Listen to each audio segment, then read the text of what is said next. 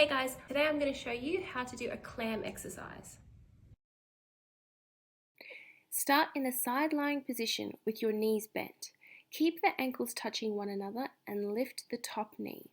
Then return the knee back down. To make this exercise harder, add a resistance band above the knees. This will increase the resistance between the knees. Start with a light band and you can increase to a medium to heavy band if needed.